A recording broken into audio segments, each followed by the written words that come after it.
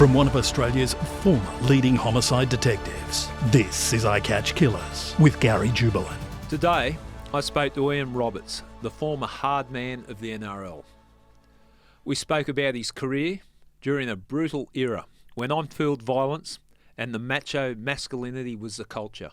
Ian also talked about how difficult it was during this time dealing with his sexuality and the consequences of being the first high-profile professional sportsman coming out in public as gay.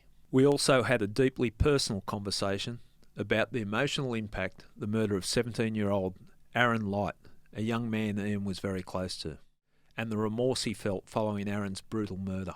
Ian also talked about how he only found his true self after rugby league, through acting, activism, and helping others deal with their own insecurities. Before we started this interview, Ian told me nothing was off limits. Well, Ian was true to his word, and it has made for a fascinating conversation. I find Ian's story quite inspirational. Have a listen. Ian Roberts, welcome to I Catch Killers. It's nice to be here, mate. It's nice to be, I Catch Killers. It's a bit intimidating to be asked to come on I Catch Killers. Okay, I don't know what have you ever been at the police interview room? Let's relax. Only worry when I start to caution you. I've been a big fan of yours for a long time, and I think obviously on the football field, but more for the courage that you took to stand up and be yourself, to be your true self. And I think a lot of people shy away from that. They go through life and trying to please people or conforming to what people want them to be. And so full credit to you. Thank you, mate. But I will say I have been very fortunate. I mean, and it was such a long, obviously you're referring to my sexuality when I came out. Like I've been very fortunate, mate. And actually, I'm 60. I'm 60 next month, right? Yeah. So I've been totally comfortable in my own self now for 30 odd years. Even when I was a kid, I was always completely comfortable, owning it and admitting to myself that I was same-sex attracted. I mean, I've never had any internalized homophobia, which I'm really grateful for, because a lot of people do have to do stuff, struggle with it, deal with it. I can never. So it hasn't really. I mean, yes, I've been fortunate, and it has been difficult at times, but I've never had an issue with it. Yeah, mate. I mean, I suppose.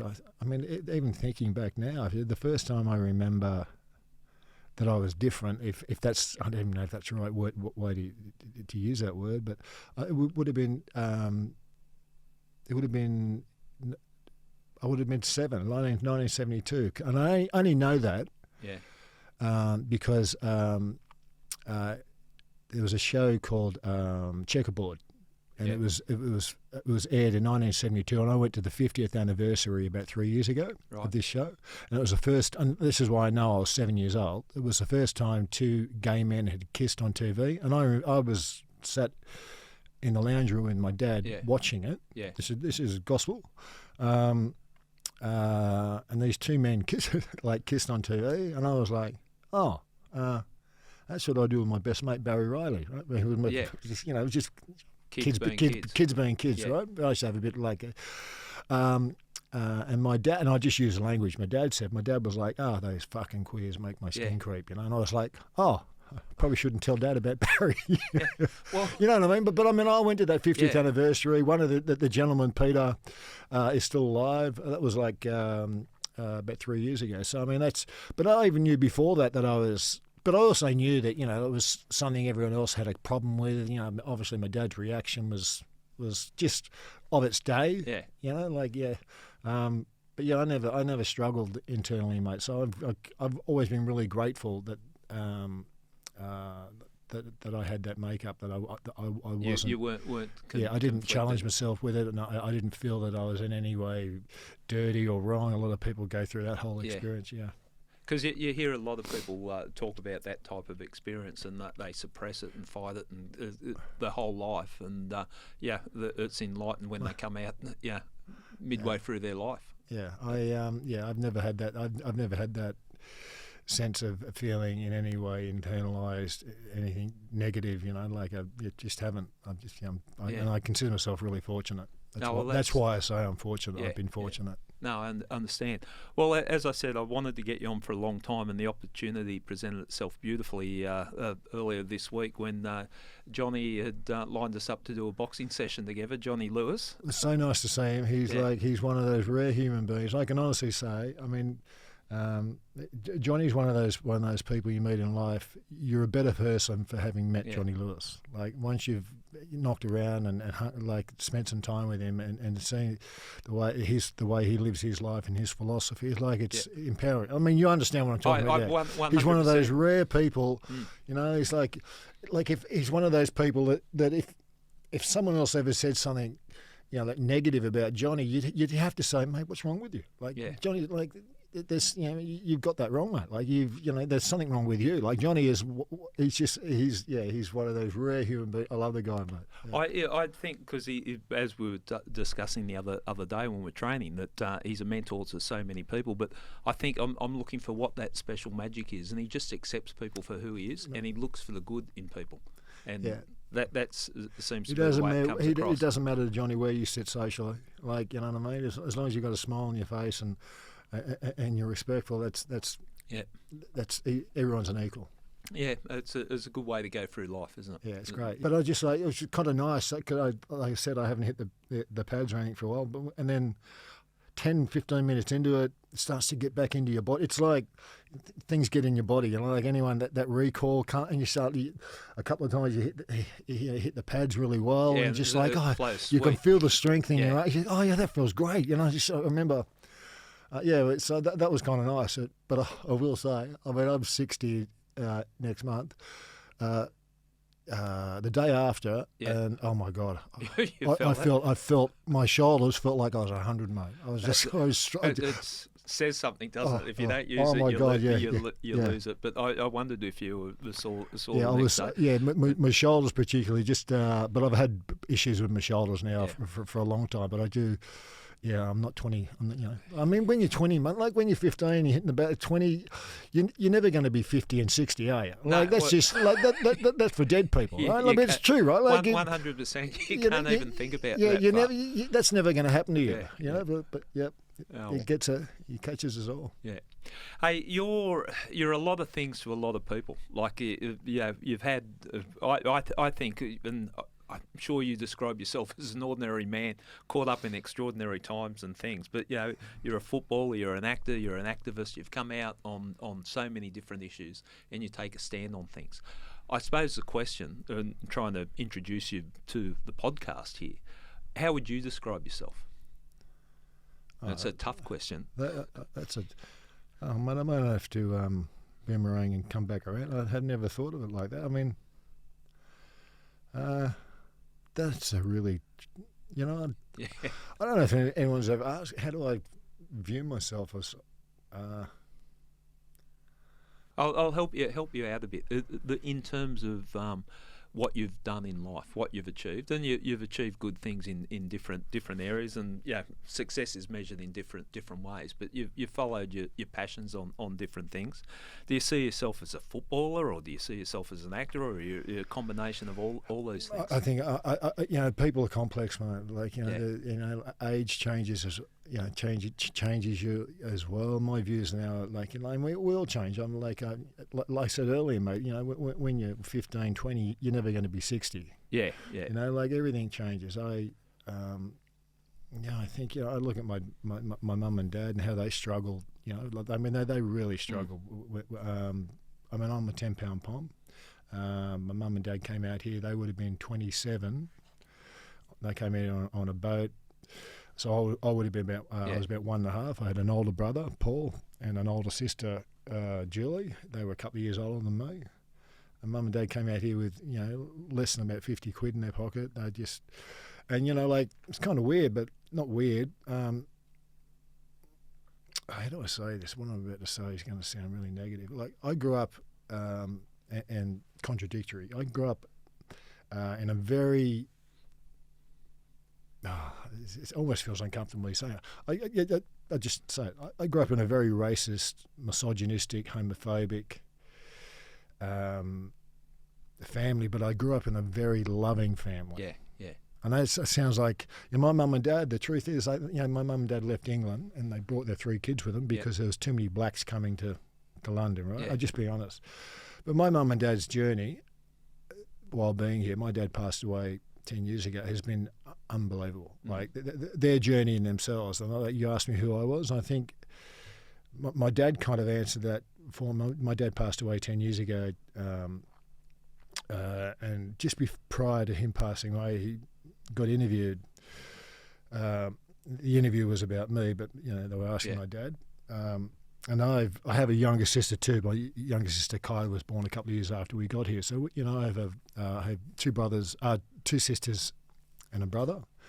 And I think this kind of answers your question. Not so much about me, but the way I was brought up and where I like to feel like who I am. The interviewer asked my dad. They said to my dad, "Oh, you must be very proud of your son and what he's done." Yeah.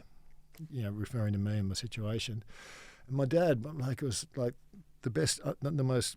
My dad was very uneducated, but the answer, it was Shakespearean, mate. My dad said, when they said, you must be very proud of your son. My dad said, I'm equally as proud of all my children. Yeah. But I'm so grateful that I was gifted a gay son and I got to see the world as it really is. Wow, that's insightful, isn't it?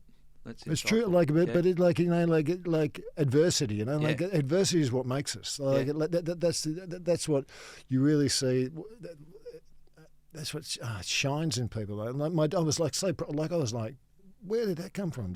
He said, that's how I feel. Yeah. He said, I felt, and my dad was, when I first came out to my parents, we didn't talk for a number of years, and that's because, and that was both our problems. I was really stubborn. I was always like, you'd always said it didn't matter who I brought home. Yeah.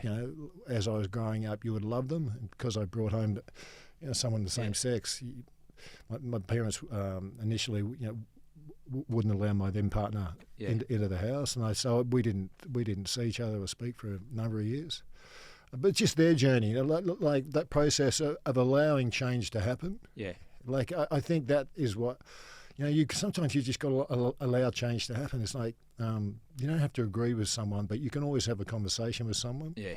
I don't know if that's answering your question. Well, you can have some kindness, and just winding it back a little bit with your parents coming out. I'm always amazed at the people that can establish a new life in another country. It takes courage, doesn't it? People say life can be hard. I can't even comprehend, the courage it takes to just uproot. It'd be terrifying, right? And off to another country. Yeah, 100% terrifying. The other thing about the values, and you talk about that your parents had, they said racist views and that. Yeah. It's also a generational thing, isn't it? The world has changed. Like I hear comments from people, a generation or two ahead. I think you can't say that anymore. It's not appropriate, mate. It's the wrong side of history, right? I dare say, in 30 years' time, there'll be comments that we're saying now, and people go, just look at those 2 dinosaurs. Yeah, absolutely. Not the way I would absolutely agree with that. Meant to talk. A question that might be easier to answer is, what's scarier? Walking out onto a football field about to face an angry pack. You're going to say walking onto a stage. Or walking onto a stage with a live audience. I think for either of those 2 situations can be terrifying the first initially. Yeah. But I think everything in confidence, everything becomes unbelievably powerful and engaging and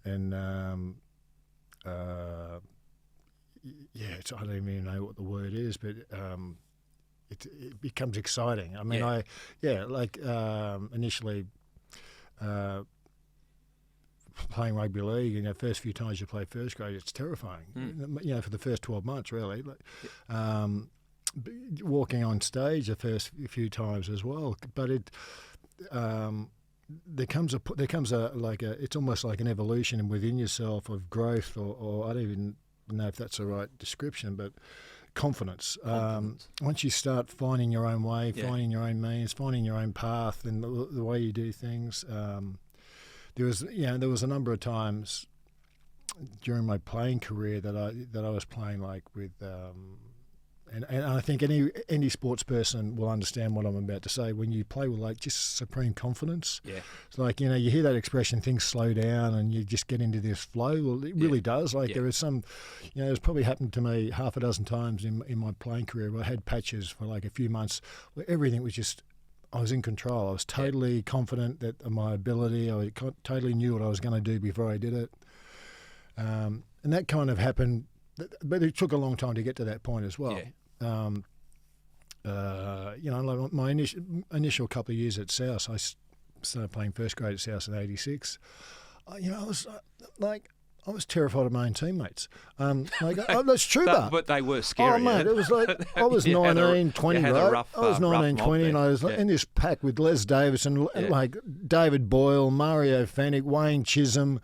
You know, like, I was just like, I was scared of, like I was playing in the same team as I was just like, and they had a really, like, I kind of caught that tail end of that generation or that the way the game was played then, which has been brutal, right? It was a brutal era. Yeah, there was a lot of like cheap shots and no place for the faint-hearted. Oh, you know, it is what it is. But I mean, as a young guy, coming into the into the South Pack, that was the first year George Piggins was there, and Gus Gould was in the second row as well. It was his final year, and he kind of coached the team, you know.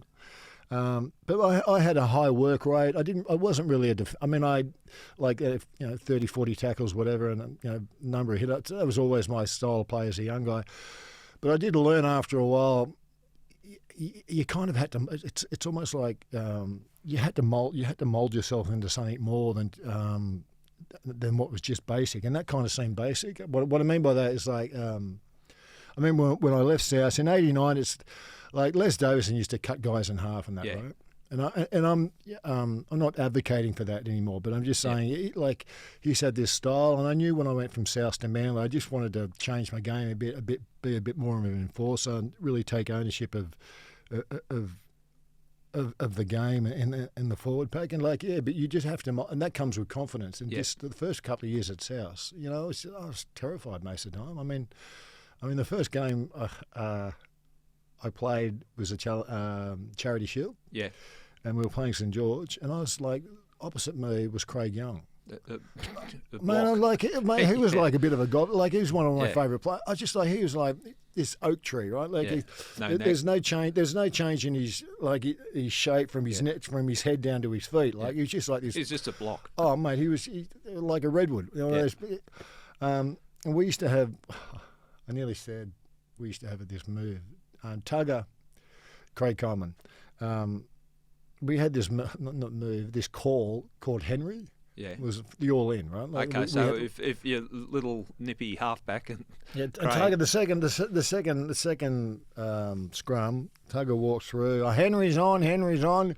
And I'm like, Craig Young's just opposite. I'm just like, I was like, I went to water, mate. Please, no. Like, no, I'm like. So at the call of Henry, you had to start swinging. I suppose, and I made some feeble attempt. I just wanted him to put, like Craig Young, to put me out of my misery. Like, I was in awe of the guy, you know. Like, he nearly put his fist through the back of my head. But I was just, but that was just being phased out at that time, you know. Like it. And I'm grateful for it, but it did also give me a realisation of how physical the game had to be, and at that time it was. And if you didn't adjust your play, and that's what I meant when I towards 88, 89, when I really started to become aware, you got to change the style of play to make this work for you, like that. Yeah. So.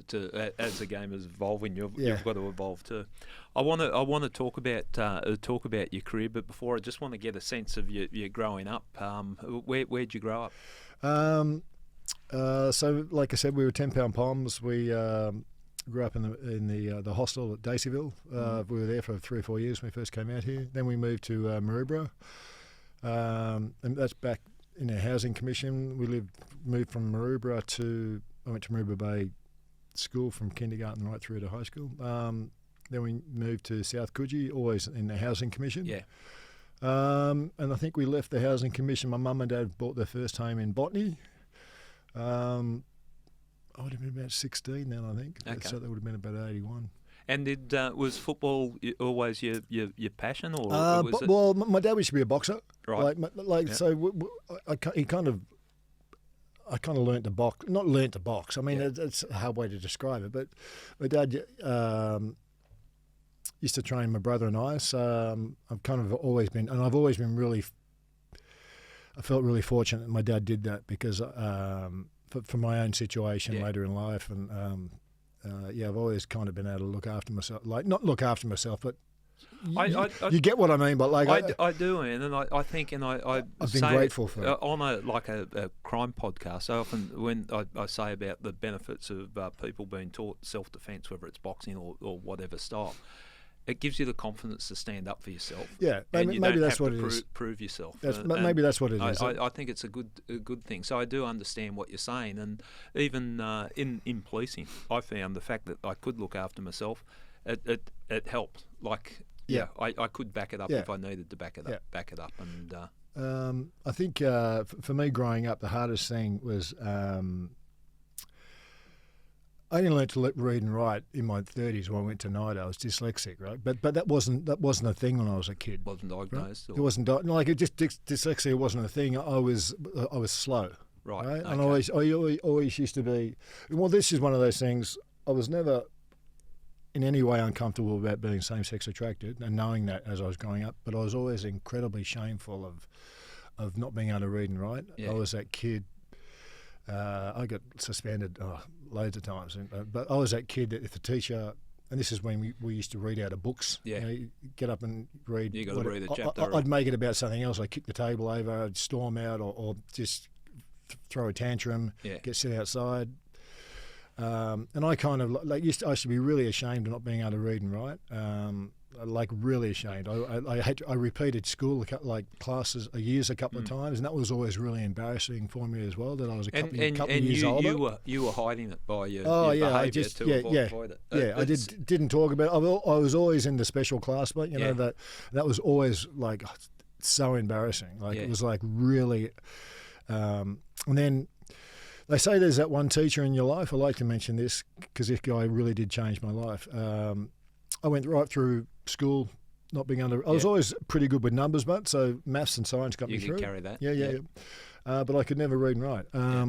Then when I retired from footy and I wanted to get back into acting, not get back into acting. I just wanted to do some community stuff or some like some community theatre. Because the other thing about being in the ensemble and that growing up, I'd never got any leads in that because I couldn't read. Couldn't do the lines. I could do the chorus stuff or any but I couldn't read the line and that was always really embarrassing for me. Anyway, so when I retired, my car had broken down. This is a true story. My car had broken down just up the road from NIDA, and I was walking by. This is now I'm probably about 34. Yeah. I was walking by NIDA on Anzac Parade in Kensington, Kingsford. And I thought, I'll just duck in there NIDA to see if there's someone in there might be able to help me do some, like get back into some sort of community theatre if they know someone, blah, blah, blah. So I went in there and I was, went to the front desk and asked, and they buzzed Kevin Jackson. Kevin was one of the acting teachers there. It changed my life. Now Kevin knew me. Kevin was a gay man as well, but Kevin knew of my story, even though he wasn't a football person. I didn't know Kevin up until that point. Anyway, and I said to him about getting back into community service. He said, "Oh, come on, we'll do a cold read and see how you're going, and we'll see where you're at. If you're any good, we might be able to help you." Blah blah blah. So he took me into this room and he gave me this piece to read out, and he could tell as he gave it to me, and I just like that. The heat, the hot head thing you get, and I just read. I was like, "Oh man!" And he said, "Are you okay?" And I just said, "Man, I can't read. I'm sorry." And he said, "Oh, do you have dyslexia, right?" And I had heard of that, but no, not diagnosed. I'd never. He said, I said, "I can't read and write." He said, "Oh, that's you know." He said, "That's okay." He He said, so you can't read? No. He said, what we'll do is, this changed my life. He said, what we'll do is we'll tape the piece I want you to learn. You go home and just listen to it, learn it over, and when you're ready, you come back and we'll see how you go then. That doesn't sound like much, right? Yeah. Changed my life, mate. Like, it was the first time that he just seemed to not care. Like, he really did. Okay, so that dropped all your embarrassment. I was still really uncomfortable, right? Like, but it was just like this whole dawning. I mean, really, it was that easy to move on from this? Like it was one of those things in my head. I'm just like, I can't believe it really frustrated me, mate. Like, I was just like, I've spent so much time agonising over not being able to read, and this guy just like. At first, I was a bit angry at him, just like, it's more important than that. I can't read, you know what I mean? He was just like, oh, it's nothing, mate. It's nothing. We can work around it. And then, I let the piece went back in, he trained me for about 6 months, and then at the end of the 6 months, he said, "Why don't you do the audition for to go in for the 3-year course?" And I said, "I'm a bit old." And he was like, "Mate, if you're old, if you're old enough, if you're good enough, you're old enough." Yeah, right? That works both ways, right? Yeah. He said it works both ways. So I did, and I did, mate. And for the first 6 months in NIDA, didn't tell anyone that I couldn't. Well, we told a couple of teachers that I couldn't read and write. Yeah, and he would help me like record stuff and that. And then we learnt phonetics, which is another form of language, like writing and that. And that's phonetics is what saved me. I mean, I write now, like I'm no Shakespeare, and I spoke about it before, but I can read and write. I can, I can read and write. Yeah. Like I said, I'm no Shakespeare, but it's just that one moment, and like changed my life. It's just almost like, I remember being a bit angry the first time. He says, "Oh, do you have dyslexia?" That's not worry. I feel like saying, "What are you talking about, mate? This has destroyed my life." Like, what are you talking about? This is nothing. Yeah. So it's just one, and it's just one of those moments of just, and it kind of gave me this insight into other stuff as well. Like, look, I think it's so important, and we're always talking the ways of reducing crime and different things. I've seen it so many times when I was in the cops with people that struggle, and you lashed out when you're in class and all that. Yeah. That can carry on into society. And I've seen blokes that, they're not bad people, but they're hiding something. Even in the interview room, you sign this statement and, push it away, they'll say something and over the years you work out, you could spot it. Someone's just hiding the fact that they can't read or write. And it's something that we really should destigmatise. Well, I suppose we have in a way, but really help people. My partner, Dan, he now works for the education department, but he's a schools teacher. Yeah, and we've been together nearly 20 years. But the other good thing is he teaches K to Year 6, so he's been great for me as well. Like the whole reading and writing, almost learning to read and write in your 40s and 50s. It's been wonderful. It would have opened the world to you. Oh mate, it's like this. I don't know how to explain this, guys. It's like this whole world got opened up to me. Like this whole world that I've been like moving alongside of, but I've never been able to step into. It's like reading books and just like sounds like it doesn't sound like much, right? But reading books was like, oh my God, I've missed out on this whole thing. It would be it's exciting. Like this whole other world of experience. Yeah, it was incredible. Wow.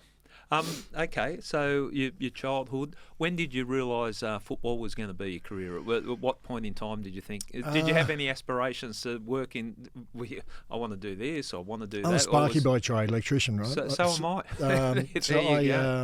I left in year 10. Yep. Got a job as a sparky, and I just thought that would be...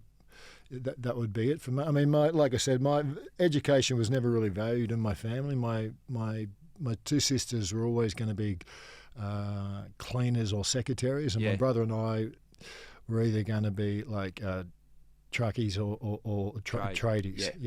That was there was no real value placed on education with my mum and dad, because my mum was a cleaner most of her life. There's nothing wrong with that. Yeah. And my dad was a form of like a project manager or process worker. Yeah.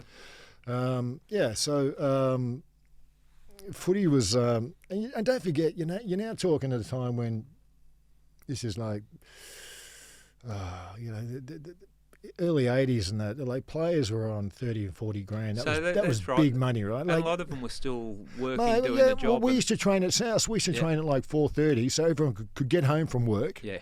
and then go to training. Yeah. That was a real thing. Like that was like, you know, like that was just the way it was. You used to earn more in your day job than you would playing footy. Yeah. Yeah, I mean, yeah, it was kind of interesting that things kind of panned out that way for me. And then when I was about 18, 19, I was, you know, I was playing for Mascot at the time. I was pretty good at. I had a bit of a sliding doors moment too, because I was going to go into like boxing was a bit of a thing for me as well. And I was just. Footy kind of happened before boxing, if that makes sense. It's okay, so the opportunities that footy presented. And I didn't really want to. I got to be honest. I wanted to step away from rugby league. I didn't really want to play sports and that. If I was going to make those, because I was always the only thing I was worried about being same-sex attracted is I didn't think I thought they were like water and oil, mate. They could never mix. Well, the culture of the league at that time definitely homophobic and just this macho image, and it's not the type of thing that you would feel like that would be readily accepted. Yeah, I absolutely felt that's a good way of explaining it. I absolutely felt that. I remember I was about 17, 18. I said to my dad that I was going to like stop playing footy. Yeah. For that reason, like, you know, I wasn't out to my parents at this time. Right. But I'd already, when I say I wasn't out, but I'd already been on the scene, and you know, I'd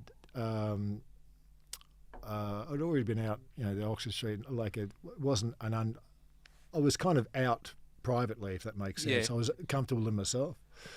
I mean, I used to have a green Corolla station wagon. It was an old work van. In the back of the van, I used to have these. Oh, I'm going to sound like a dickhead now.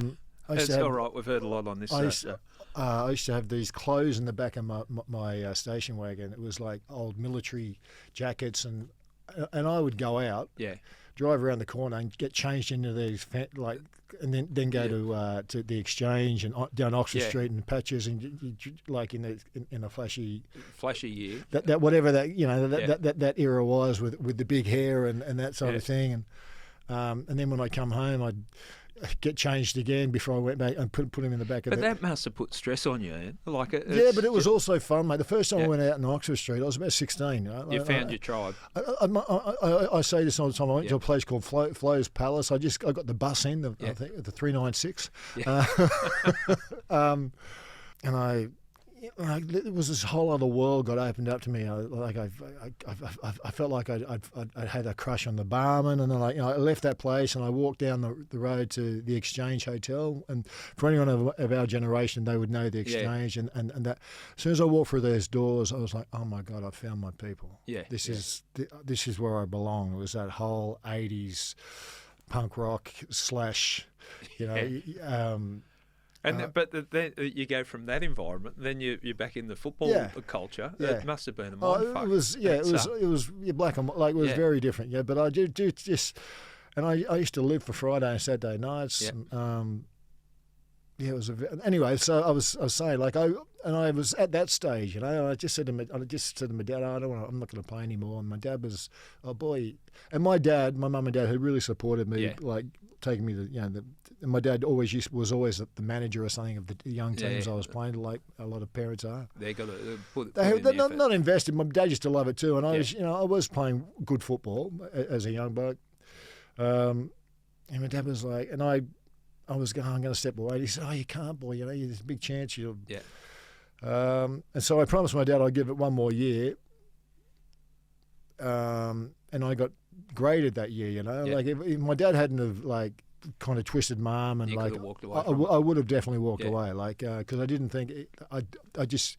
Because I knew I was gay, like I just like, and I knew I had tried to date girls and tried to do all that, like that was not going to work for me, you know. I was, and I knew the time was going to come that I was going to have to tell my parents, and I just didn't think that. You spoke earlier about the conflict that I saw, that those two worlds kind of clashing or whatever, you know. I just didn't think they could. You could juggle it. When did you come out to your parents? When did they find out? What about 22? I came out in like just an awful way as well. I mean, there were good ways to come out, and there ways that aren't so good. In saying what I'm about to say, there are thousands of stories much more inspirational than mine, but there are thousands of stories much more tragic, mate, and like consequential than mine as well. You know, like I just want to make. My mum used to work at Qantas as a cleaner. This is how I came out. So it was 1987, and I was having a really good year. Yeah, I was at South. I'm giving myself a pat on the back. I got Prop of the Year that year for the Dally M. Yeah, okay. It was my second year in the top grade. Anyway, my mum was working at Qantas, and these two boys. My mum's at lunch, and my mum's having a sandwich or whatever, and sat just opposite, like we are now. Two boys reading a newspaper. Yeah.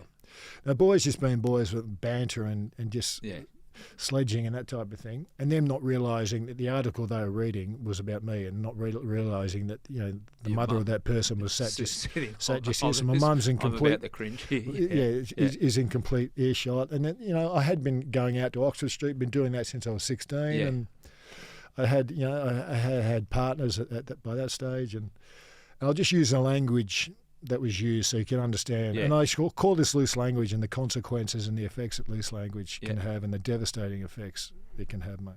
So these two boys are reading. I feel a little bit uncomfortable.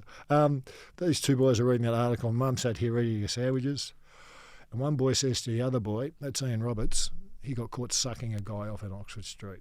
Right. And just to be clear, that wasn't true. Okay. Right? I just want to be clear on that. I didn't get caught.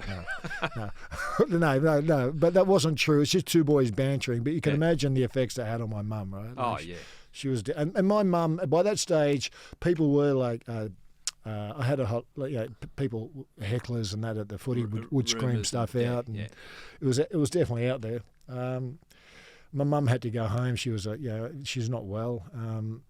I got a phone call off my dad later that night. And like I said, this is a pretty ordinary story for gay people. They've heard these stories before, right? Like we've all heard very similar stories. Dad just said, oh, boy, you better come home and your mum's heard something at work. We need to talk about it. I got home. You'll love this bit. And I sit down. I walked into the house. It was like someone had died. My mum's bawling her eyes, and my dad sits in front of me. And I sit down, and I'm like, Dad, what's happened? And he said, mate, your mum's heard something at work. We just want to hear you say that you're not gay. Yeah. And that'll be good enough for us. I'm like, oh. So, that was the way he worded it too. Yeah. We spoke about it after, and I'm like, oh, no, Dad, I'm gay. And my mum went crazy, right? Like she just, and this is a very familiar story for gay people. They would have heard these stories before. But my dad's reaction was the best. He stood there, and he was just staring at me, and I'm just like, I'm looking at him. He's like, it seems like Fred, and he says to me, but you play front row. He was like, you play front row. He was stuck on that. He said it about 3 or 4 times. It does not compute. It's like, you're a front rower. He kept saying this thing about front row, and I'm just like, yeah, so? He said,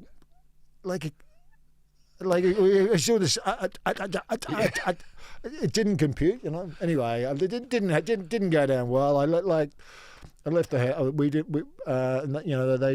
They weren't happy, but they said stuff that okay, well. And my dad's uncle Jack was gay, right? But it was one of those things the whole family denied, and Uncle Jack and Uncle John, his special friend, we're always invited, but no one ever spoke. I said, Dad, your Uncle Jack was gay. What are you talking about? I think all families have got that. Everyone's got an Uncle Jack, right? Every family's got an Uncle Jack. And I just said, Dad, your Uncle Jack. No, he wasn't. I said, Dad, come on, man. Anyway, but that was years later. But my dad said something like, and at that stage I was. I think my partner's name was Shane. Yeah. And he said, "Oh, well," he told me about Shane. And anyway, he just said, "You can't come around." I said, "Well, if Shane can't come around, Dad, I'm not coming around until you get in your head." Okay, so that was that was my. divide. So Dad, Yeah. until you, that was the line in the sand. Just Dad, until you get in your head, this is who I. This is the way it's going to be. Yeah. I'm not coming. We didn't speak for a number of years, mate. Yeah, but it's funny. My dad's reaction, he was just stuck on that relay. You're front row, but you play front row. Yeah. Well, I think, and as you said, a lot of families have got stories. I'll check with my sister if I'm allowed to tell this story. We might have to edit it, but she's gay, and Right. she was going to come out, and my parents were having Christmas up the coast, and I wasn't going. I had something else on, and my sister said, "I'm coming out to my mum and dad." I said, "I'm up there. This is going to be interesting." It's not as she says she was out to you. Yeah. That's mate, that already tells me, mate. That's a nice relationship between you and your sister. Yeah, it was a good relationship. So we're at the Christmas. Everyone's sitting around for the Christmas dinner or whatever it was, and Michelle comes out, and my parents are saying, I think her friend is. They're just good friends, and I'm going, "Are you sure, Mum and Dad?" I know it's coming, so I'm sort of throwing fuel on the fire, trying to massage it. And then she's come out, and Dad's there going, "All right, okay, well," and he's sort of fairly easy with it. Mum was fine with it, but she all of a sudden decided she had to pick up all the plates off the off the table, and she's busy doing the washing up. But the next day was the best bit. Mum was so rattled by it, she's telling people, my daughter came out as Lebanese. She's so rattled she couldn't even say lesbian. She's saying Lebanese. So now we've declared that Mum's got a Lebanese daughter because she was telling people just how rattled. That's sweet. But do you think? I think part of it is, and I could be wrong, and everyone's different. But I always think it's part. As a parent, you want your kid's life to be easy, and I'm sure part of the reaction from your dad would be knowing the world and your mum knowing the world that your life's going to be that little bit harder. Absolutely. They did think it was going to be difficult. They were. The other thing is they were worried about what people would think. That and there was that thing. Gay men are weak. There was all that. I mean, I'm part of an education program called Think About It. And it's theatre sports stuff, right?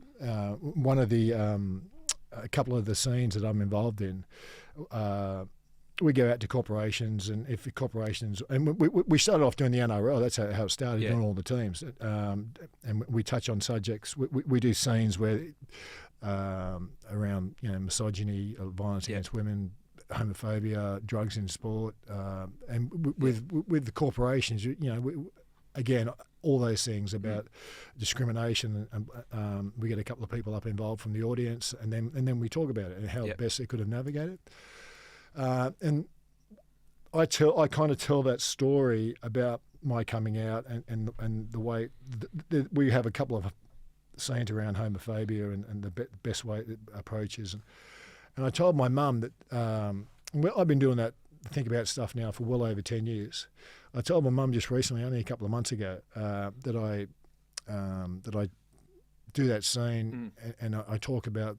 I occasionally mention about the situation with her at lunch and that, and how it all came to a head. And my mum found out. Yeah, and I kind of make it a bit jovial and when I tell the corporations and the teams, and I make it a bit funny because I find it easier. If you can poke fun at yourself, it lets people in a bit more. But I told my mum that's how I do it. My mum's 85, right? She broke down and started crying, because she remembers the way she acted. Yeah, and how catastrophic it was for her, and I felt terrible, that I hadn't spoken to her about, and she's still dealing with that, and that's what I was saying about the power that words have and symbols have. It was just one of those real grounding moments for me. I'm like, God, Mum, you're still dealing. My mum is 100%. My mum's the greatest ally of all time for gay people now, right?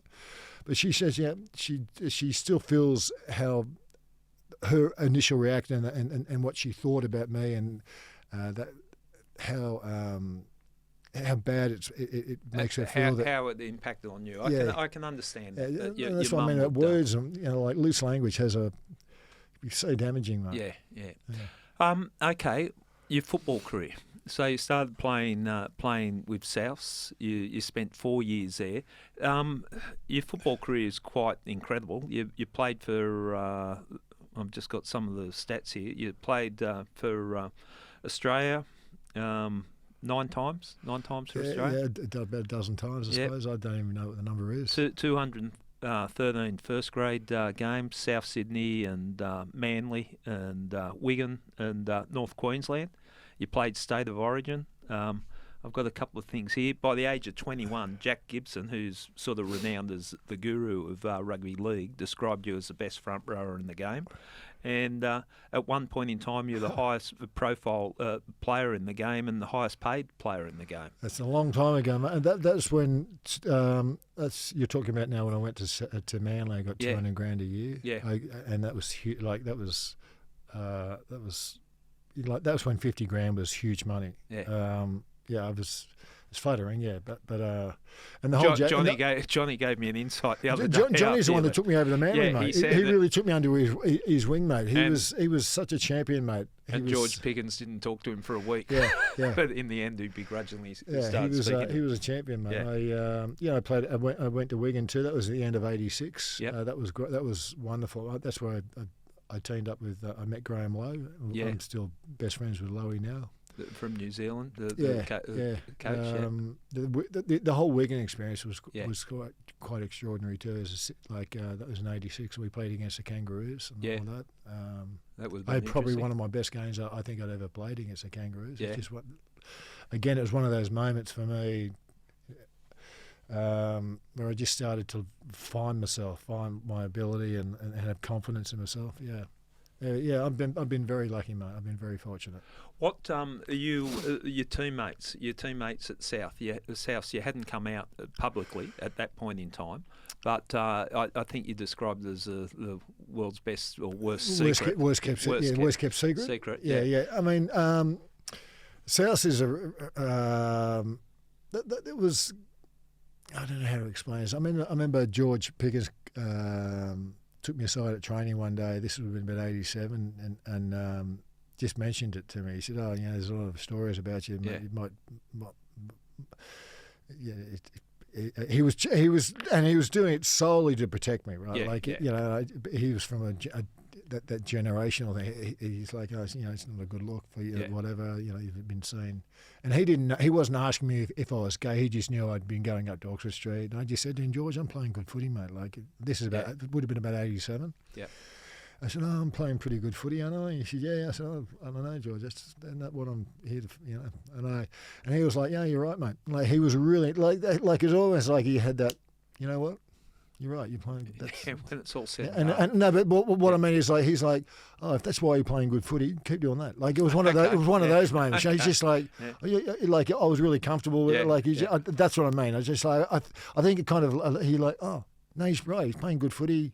He's obviously like whatever you're doing, he must be doing it right. You get what I'm saying? It's like, he wasn't like at first he was like, he probably shouldn't be. And I just, George, but I'm playing good footy, mate. Like I'm happy, and he was like, you know what? It was one of those, and it was one of those real learning moments for me too. Yeah. It was just like, because I was always uncomfortable with those two worlds clash. Like, it wasn't. It was, and then. In '89 and '90, when I left South to go to Manly, I mean, I was quite out on the scene. Like I used to take partners to funk. Like it was, it's hard to explain, mate. It was like, and journos. I've seen spoken to journos always wanted to ask me, but they've always said that they wanted to respect that it was my privacy as well, which is kind of nice, right? Yeah, fair enough. But it would have been tough in that environment with that just hovering around because we talk about. You had a lot of yappy players back then, like. I could imagine on the football field, or not the players, the people in the grandstands. And that's the other thing. Yeah. That was the one thing you did used to cut me is like you can't. I couldn't protect people I cared for. From that, like my mum and dad and family and friends, and when they used to have to listen to that stuff, and like I love them, but you can't protect them from that. You're just like, then in '87 when I told, when I came out to mum and dad, we spoke about. I said I can't protect you against that, like because how's it going to affect us? I'm like, I don't know, Mum, but I can't protect you against that. And that must have hurt you, Ian, because you can look after yourself, but it's everyone who's had anyone who's different has any sort of like that. That is anyone who's dealing with any sort of identity. I mean, they're dealing with it themselves, but they're also dealing with it on behalf of people they care about. Yeah, You get what I'm saying? So they're being dragged into your world as well. So with Souths, when you went to Manly, is that when you came out? Well, what I was going to do was how and why did you come out? Well, I was one of the reasons is it wasn't just the money I left Souths for. I left because when I was going to Manly, I knew Graham Lowe was going to be there as well. Lowe didn't know I was gay, but I had a really good friendship with him. I was going to come out in 1990, like when I left from come out publicly. Yeah.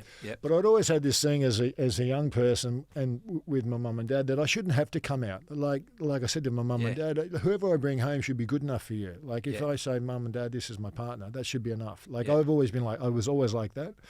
But I since learned that visibility is really important as well. Yeah. Right? Like you have to accept me. Like I used to be like that. Like doesn't matter who I bring home. Yeah. If this is my partner, this is my partner regardless. Like going to the footy stuff, I shouldn't have to explain. Like I said to George, but I'm happy, mate. Like, and I do regret that. So, but I kind of made my mind up in '89, end of '89, early '90 that I was going to come out publicly and just. But then over in England, Justin Fashanu, Premier League player. Premier League, he was the first man who he came out in 1990 as a gay man, the first man in professional team sport, and that was worldwide news internationally. Yeah. And he was brutalised by the English press, Fleet Street. That was terrible, mate. And the supporters base were awful to him. And this is back in a time, before, as I point to my mobile phone. Before phones. Yeah. Like if you followed a story, you had to read it in your newspaper, watch it on TV, listen to it on the radio. He was treated terribly by the supporters of the game. Yeah. And in fairness, looking back now, and he didn't handle it very well. I think himself, and a lot of the stories that were released, I thought he could have made the situation easier for himself. He came out in 1990, retired in 94. That's the year I came out, and died of suicide in 98. Yeah. That is such a familiar gay story. Like regardless of it, that is such a familiar gay story. And anyone and people listening who are particularly of my era would understand that is such. That's not shocking. It is shocking, but it's not shocking. I've heard that story multiple times from different people. Sad. So. And then when I saw the way that he was being treated, I was like, I don't think my parents would. It wasn't about me. I was just I was worried about my parents and my family, like having to deal with all that stuff, And I would imagine, was there a part of you that's going, well, whose business is it anyway? Yeah, that's what I mean. That's how I was. That's how I was. Call a press conference and go. That's what I mean. Like you just have to accept who. Like why am I? But I did realise. Like visibility, and that is my one regret that I was ever in the closet, if that makes sense. I wish I'd been much more public. Right from the start. Right from the start. So, but I kind of came to. But I was. The thing was, I was always worried about my parents, like because they were so not handling me being gay. It was just so embarrassing and uncomfortable for them. But it's understanding. I get it. Not from the parents' point, but from your point of view, that you want to try and protect them. Yeah, you want to try and protect people close to you. But I can understand. It's almost like, well, whose business is it? And so that was the way I took it. But then in '94, I was just like, I just had enough. We were going away on the kangaroo tour, and I just thought, I'm going to go over there as a gay, as a gay person. I'm not going to I'm just going to speak openly about it. Shame my partner, he like a lot of the players' wives and partners go over and they stay in hotels somewhere else or B&Bs. Shane came over and was staying in the B&B up the road and was coming to games and that. And Terry Hill was my roomie, and Terry knew I was gay, and he did know I was gay. And by this stage, a whole load of people knew I was gay. I was quite open about it, but just I hadn't come out officially to the public, if that makes sense. And I was always pushing back against that. I was like, because I was leading this gay life, right? Like everyone knew this is. Like Shane was my then partner. Everyone knew Shane was my partner. Not hiding it, but you're not making a public announcement. Yeah, and I just, but I did realise then it's like, You know, it was crazy. On that kangaroo tour, and from your book, I picked up that one of the managers or trainers or whatever made issue with the fact that Shane was having I'll tell breakfast. you the story, mate. Yeah, it's the best story of all time, mate. And it's this is the most. I think it is the most significant moment in my rugby league career as a human being for me. Yeah. The change of direction. We'd played the first test at Wembley in front of 100,000 people. We got beat by 12 men by Great Britain side, but they played out of their skins. But up until that point, my form as front rower had been, I was like the in-form front rower. Yeah. Like my form was great. Right? Like, I mean, I can say that quite modestly, like shaking my head. But no, my form was good. I didn't expect to get beat. I even had a good game in that test match, right? And I said, like, when you're away on tour, players, wives and partners aren't allowed to stay with you in the hotel. They can come and visit and have lunch and this, that, and the other. That was always common practice, right? And there was plenty of players' wives and girlfriends over. And Shane was good friends with Terry Hill as well, because Bozo was coach of Manly at that time. Yeah. My team, Terry, that's who Terry was playing for at the time. Shane and Terry were good friends as well. Anyway, after the first game, I love telling this story because it's just the respect that I have for Bose. Anyway, so we played the first test match, got beat. I wasn't expecting to get dropped. And when you're a sports person, everything's about playing test footy and like playing at the elite, right? That's what you're focused on. It's so anything that gets in the way of that, it's catastrophic. On the Tuesday and Wednesday after the test match, we get a phone call and Terry picks up the phone. This is back when we used to have like literal real phones, room phones, and he says, "Oh, Bose, I'll put him on," and he puts the phone out and he starts slitting his throat like, oh, he's going to cut you, Yeah. I get the phone and I say, "Hey, Bose," and he says, "Robbo, mate, I need you to come up and see me straight away." I'm like, oh, okay. Now, anyone who knows Bobby Fulton Bozo, he's an immortal, right? He literally is an immortal. But he's as cool as a cucumber. Nothing gets under his skin, mate. Everything was always fine. I had a really good relationship with him. And my initial thought is, shit, he's going to cut me. Yeah. He's going to drop me. And like I said earlier about the elite sports person in me, that's all I was. You focused on. And I'm justified. I said, he can't, man. I played out of my skin. You're already ready for your argument. Anyway, so I go up and obviously Bose is in the penthouse.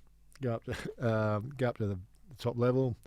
And walk out the lift and walk to the door, and his door's just ajar, like 6 inches. And I look in, and then like this time, Bobby Fulton, cool as a cucumber. He's pacing the room, right? This is not Bobby Fulton stuff. He's pacing around. I felt like I stood there for ages watching him pacing around. I'm sweating, thinking, what the fuck's going on? And I knock on the door, and he said, "Oh, Robbo, come in, sit down, mate." And I sit down, and he starts pacing the room again. Just like rubbing his beard and that. Yeah. By this stage now, I'm thinking, there's more going on here. Something's happened to my mum and dad, or something. Or I'm thinking maybe there's some bad. I said, "Bose, mate, just stop, mate. What's happening? Mate? Just tell me what's going on. This is not good." And he stops and he looks at me and he just says, "You got to understand, this is the hardest conversation this man's ever had in his life." Yeah. He looks at me and he says, "Robbo, I don't mind, eh? I don't care, mate." I'm like, "What are you talking about, Bose?" He says, "You and Shane." I'm like, "Oh." I'm like, "Oh, thanks, Bose. Thank you for saying that, mate." He said, "Mate, but he's not allowed to stay with you in a hotel, mate. You know the rules, Robbo. Mate, you've let me down." I said, "He's not, Bose. He's staying at a B&B up the road. He's just popped in every couple of days." He said, "So someone's given me the wrong information there." I said, yeah. He said, oh, great, Robbo, mate. Oh, he like starts clapping his hands. He said, I knew you wouldn't let me down, mate. Oh, he's like, I knew you were a team player. I said, he said, I don't know what I was carried on for. He did this whole like theatrical thing. It was like he's doing cartwheels almost. And it was just one of those moments. I just like, and he stopped, and I just said to him, mate, but Bose, thank you, mate. I mean, thank you, mate. I can't tell you what that meant to me. And he's like, Robbo, all good, mate. Yeah. No worries, mate. So that was But it was the first time in my life I felt it's hard to explain to someone. Yeah. It was the first time in my life that I felt validated. And this sounds a bit dicky even to say, like, as a gay man, who was a rugby league player. And putting Bobby Fulton in context. He is a legend and an immortal, and everyone looked up to him. All he was worried about was the footy. He was my coach at Manly. I mean, Shane used to be the mascot. You know, the guy in the big fucking eagle suit with the fucking wings and like doing cartwheels and that. Like I'm sure there was some. Everyone knew Shane, right? Everyone was friendly with Shane. Shane unfortunately passed away last year. He had a heart attack, but we were best friends. We stayed very, very good friends. But it was just that moment, mate. I just I remember like leaving that room 10 foot tall, mate. Just feeling I'm just loving Bose, like feeling, oh, you get it, mate. You finally get it. Because it was always an uncomfortable situation for people to navigate, you know. And I understood that, but it was just like I played in every Test match. He didn't drop me. I played, we ended up winning the series 2-1. We went over to France. We played a couple of games, test matches over there as well. It was just wonderful, mate. I can see how animated you are just thinking about it. It must have been just a real it was empowering, weight off the shoulders. And like when you had come out, and how did you? And then when I came back, it really hit because Bose made it easy for me too, because he must have spoke to because later on, I spoke and I said, Bose, I'm just going to be gay, mate. It was kind of weird having that conversation with Bobby Fulton. I'm just going to be gay, mate. It sounds like a weird thing to say, right? He said, Bose, anyway, he said, that's all good, Robert. He said, he had a word with a couple of, with journos. He made it really he made it happen. Not made it happen, but I told him that, mate, I shouldn't have to, Bose, this is what you got to understand with me, mate. I shouldn't have to come out, mate. Yeah. This is I feel like I'm almost betraying myself here. Why am I? And he kind of got it. And I just think about that moment, Bose. You understood it, mate. I'm playing good footy. It was that George Piggins moment again, mate. Yeah. Where George that's important. You know what I mean? Where George even realised, oh yeah, you're playing good footy. This is all this is about, really. Yeah. You know what I mean? It was almost that juggle in his mind. It's just I've been very lucky. Well, there's been some good people for you, like supporting people, and Terry Hill and others that we'd talk about. But there was also discrimination within the team, and there was one, again, I reference your book, but an incident where one of the players, I don't know, on a training field, tempers flared, and he said some derogatory comments along the lines that you would imagine, and you took him to task after. And the thing that I like, how you took him to task, that there's going to be consequences if he did that again, as in physical consequences. But wake up to yourself. It's not just about the impact it has on me. It's on the other younger people, players, mate. And other people. That's right, mate. It's I loose language. You can't do that shit. People. It's quite literally there are people. I don't want to get into all those bad stats and statistics, mate. But it's a real thing, mate. As a gay, that's what I said. As a gay person, listening to my coming out story is so familiar. Listen to that, Justin Fashanu story. It's such a familiar story. That's real stuff, mate. Yeah. It's it's like with the Pride round with Manly, a couple of years ago. When with the jersey and all. And I'm not going to sit here criticise any player. It's not for me, mate. And just to explain that, if listeners didn't understand what happened there, and correct me if I'm wrong, that it was going to be the Pride round, and certain jerseys were made up with rainbow colours or whatever it was, and there was a couple of players in the team that said they're not going to play. Six of them sat out, right? For cultural reasons and religious reasons, right? Now, how do I put this? There would have been so many young people in the regional areas who wouldn't have heard much news that week. But because some of those younger people were dealing with their own identity and that, they definitely would have heard that story. Yeah. And that's what I'm talking about. That's the consequences, And I often feel like because I do a lot of advocacy work in and around this space in that area, mate. When we talk about having these types of conversations, I always feel like for me, or from my side, or whatever, it's not even sides. It's just my opinion is. I feel like I need to be understanding. My starting point needs to be I need to be understanding of other people's potential misunderstanding. Okay. And that's my starting point. Yeah. And you've got to have a conversation. Everything starts with a conversation, mate. But it's those statistics are still out there and they're still devastating. And I have lost. Not me. I definitely have lost friends. Like I can't imagine what it would be losing a son or a daughter. Or The pain that it causes, because and there's a lot of other examples. I think you were signing an autograph for kids after a State of Origin bloke, and some knuckleheads run up and punched in the back of the head and ran off. And there was an incident at St George. At half time, the guy reached. And I think we were getting beaten at the time. At the time, we were a couple of points down, and as we were walking off, he just kind of reached over and said something. And I overreacted because I jumped. Yeah. And it's just ugly, Like it's just I get it. Like it's like you're talking about. I'll never forget there was a State of Origin and. It's a bit awkward. Like it's funny. I think it's funny, but just getting into the showers, and one of the other players made it very obvious that he was uncomfortable with me. Like, and I was just like, mate, don't flatter yourself. Trust me, you're safe. Trust me. I couldn't be that fucking drunk. You know what I mean? Deal with it that way. But there would have been. But you know what I mean? Like, and that's what I mean about making it about. Got to you find the humour in it somewhere, because even he started laughing. I'm just like, oh mate, yeah.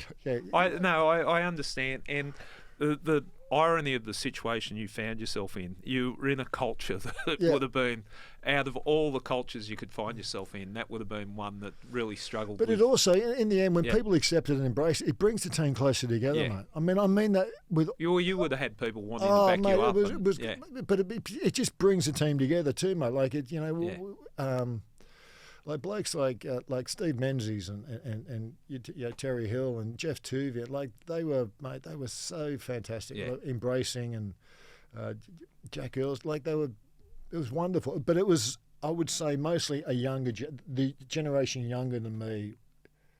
I felt seen to embrace, maybe because I was an older player. Maybe they were, maybe I had, maybe that's what it was. But I did feel it from a younger, It was very interesting. Well, and the other thing is, I keep saying it, like, forget the whole gay thing. I'm going to sound like a dickhead now, but I was playing good footy. Well, then you know what I mean? That's what this was all about. Yeah, like, I was playing good football. Like, and that's what I mean about George. I said, George, mate, I don't know, like. When it's all said and done, that was the issue. But look, even when you came out, there was people that wanted you to be on the soapbox the whole time, and it's a personal thing, I would imagine. And some are like gay journalists or whatever. Why aren't you speaking out more? And it sounded like you couldn't win. Yeah, that's exactly right. Yeah. Well, yes and no. I mean, and I got to be honest. I still say, Gary, like it. It just was. I never felt. I mean, I don't know how to say it. Like, as I've gotten older, I've learned. Like I'm so grateful that I was born gay. Like, I've become a bit like a bit of a superpower for me. Like the fact that I'm just. I don't even know what that means, but I just feel like it's so enough. It's so. It's like my mum and dad. Now, when they learned to embrace it, they became better for it. Yeah. I said a bit earlier about people like Johnny Lewis. Like, I'm a better person for knowing Johnny. Like, and that type of thing. You get what I mean? And that's what I meant about. You asked me what type of person that I would hope that, like, people just get to learn. Well, I think if you've walked that path, so you understand the pain of discrimination or anything that where people are ostracised for the things.